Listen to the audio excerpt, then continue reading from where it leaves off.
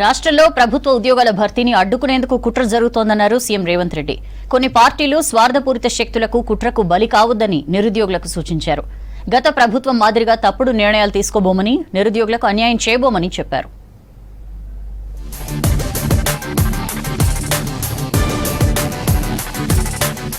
ప్రభుత్వ ఉద్యోగాల విషయంలో ఇచ్చిన హామీకి కట్టుబడి ఉన్నామన్నారు సీఎం రేవంత్ రెడ్డి. అసెంబ్లీలో చర్చించి జాబ్ క్యాలెండర్ ఇస్తామని చెప్పారు.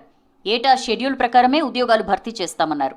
రాష్ట్రంలో నిరుద్యోగుల ఆందోళనలు జరుగుతుండటంతో హైదరాబాద్ జూబ్లీహిల్స్లోని తన నివాసంలో ఉన్నత స్థాయి సమీక్ష నిర్వహించారు సీఎం. ఇందులో అధికారులతో పాటు విద్యార్థి సంఘాలు, యూత్ కాంగ్రెస్ నాయకులు పాల్గొన్నారు. 3 గంటల పాటు జరిగిన సమావేశంలో నిరుద్యోగులకు సంబంధించిన డిమాండ్లు, జరుగుతున్న ఆందోళనల గురించి తెలుసుకున్నారు. నోటిఫికేషన్లు ఇచ్చాక నిబంధనలు మారిస్తే మొదటికే మోసం వస్తుందన్నారు. కోర్టుల జోక్యంతో నోటిఫికేషన్లు రద్దయ్యే ప్రమాదం ఉందని చెప్పారు సీఎం.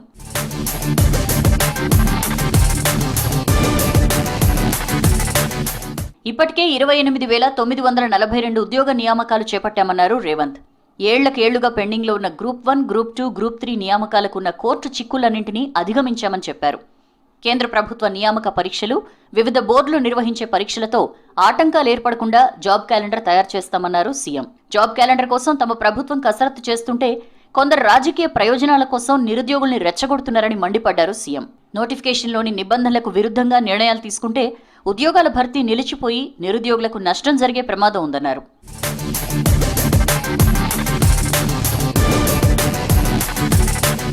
గ్రూప్ 1 ఎంపికపైన చర్చించారు సీఎం రేవంత్. నోటిఫికేషన్ ఆధారంగా ఒక్కో పోస్టుకు 50 మంది చొప్పున మెయిన్స్కు ఎంపిక జరిగిందని చెప్పారు. ఇప్పుడు 100 మందిని ఎంపిక చేస్తే కేసులు పడి నియామక ప్రక్రియ ఆగిపోయే ప్రమాదం ఉందన్నారు. గ్రూప్ 1 పరీక్షపై బీఆర్ఎస్ సర్కార్ హయాంలో గందరగోళం జరిగిందని గుర్తు చేశారు. ఇప్పటికే నోటిఫికేషన్లు ఇచ్చి పరీక్షల ప్రక్రియ కొనసాగుతున్నందున గ్రూప్ 2, గ్రూప్ 3 పోస్టుల పెంపు సాధ్యం కాదన్నారు రేవంత్. డిఎస్సి, గ్రూప్ 2 పరీక్షా తేదీల మార్పుపై టీజీపీఎస్సీ, విద్యాశాఖతో చర్చించి నిర్ణయం తీసుకుంటామన్నారు సీఎం.